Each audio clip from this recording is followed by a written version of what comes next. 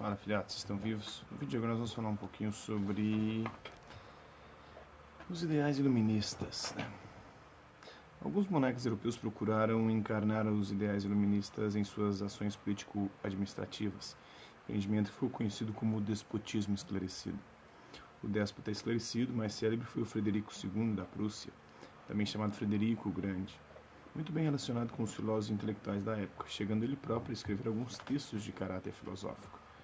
Immanuel Kant, que viveu entre 1724 e 1804, que se insere na tradição do iluminismo alemão, foi um dos filósofos que expressou de modo mais claro o espírito iluminista. Diz ele no prefácio da primeira edição de sua obra mais importante, A Crítica da Razão Pura: a nossa época é a época da crítica, a qual tudo tem que submeter-se. Trata-se de uma crítica dirigida não apenas às crenças religiosas, políticas e às ideias em geral, mas à própria razão, que deve conhecer com clareza suas possibilidades e seus limites.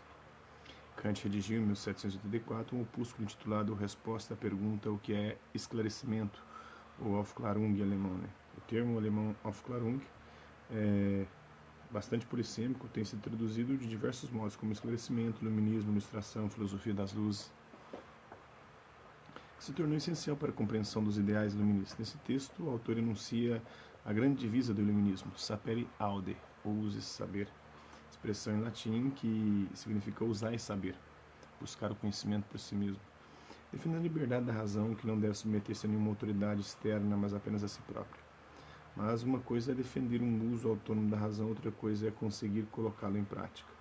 E a esse respeito, Kant revela ter consciência dos limites postos pela realidade de seu tempo. A sentença de Frederico II: discutam quanto quiserem sobre tudo o que quiserem, mas obedeçam, indica para Kant que ele vive, se não numa era esclarecida, então numa era de esclarecimento, uma era em que, pelo menos, tinham sido eliminados alguns dos obstáculos ao livre e público uso da razão. Os pensadores iluministas estavam convencidos de que somente com o desaparecimento da irracionalidade e da ignorância, quando a razão e o conhecimento tivessem chegado a todos, é que a humanidade faria grandes progressos.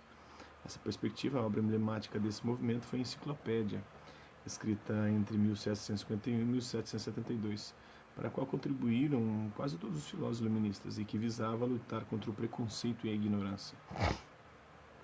Era preciso também iluminar ou esclarecer as camadas da população que permaneciam mergulhadas em incertezas e superstições. Por isso, os iluministas atribuíram grande importância à educação. Sobre esse tema, a obra de maior destaque foi o Emílio, de Jean-Jacques Rousseau, que viveu entre 1712 e 1778. Rousseau procura mostrar que as desigualdades existentes entre os homens não são naturais, mas o resultado das relações que eles estabelecem entre si ao longo da história. Assim, os males sociais são produto da própria civilização humana. O autor critica tanto o percurso histórico da civilização em geral como a organização da sociedade de seu tempo, considerando que ambas são responsáveis pela degeneração do homem. Como eliminar os males da vida social e política dos homens? Rousseau responde a essa questão em dois níveis estritamente relacionados, o nível político e o nível pedagógico. No contrato social, o autor procura estabelecer as bases políticas para a construção de relações mais legítimas e menos desiguais entre os homens. No Emílio, mostra as diferentes etapas que deveria seguir a educação para que os indivíduos se tornassem cada vez mais livres e autônomos. O autor acreditava na bondade natural do ser humano, atribuindo à civilização a responsabilidade pela origem do mal e pela degeneração do homem. Então, o homem nasce bom, a sociedade, a civilização corrompe. A educação deveria, portanto, visar dois objetivos fundamentais: desenvolver as potencialidades naturais da criança e afastá-la das regras e artifícios sociais para evitar que se tornasse má ou que se corrompesse. Então é isso aí, isso é um pouquinho aí dos ideais iluministas. Espero que vocês tenham gostado do vídeo. Quem curtiu, dá um like. Quem não curtiu, dá um dislike. Quem se interessar pelo conteúdo do canal, é só se inscrever, ativar o sininho e guardar os próximos vídeos, as próximas notificações.